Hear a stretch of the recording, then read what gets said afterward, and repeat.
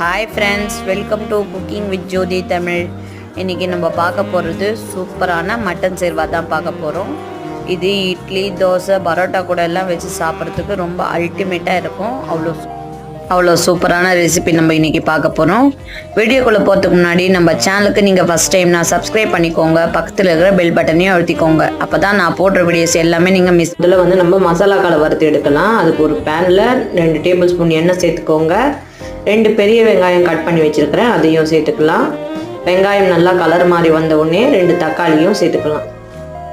சேர்த்துட்டு இந்த வெங்காயமும் தக்காளியும் நல்ல பச்சை வாசனை போய் நல்லா சாஃப்டாக வேகணும். அது வரைக்கும் நம்ம வதக்கி விட்டுக்கலாம். இப்போ வெங்காயமும் தக்காளியும் நல்லா சாஃப்டாக மாறி இருக்கு. இந்த ஸ்டேஜில் 1 டீஸ்பூன் இஞ்சி பூண்டு பேஸ்ட்டை சேர்த்துக்கிறேன்.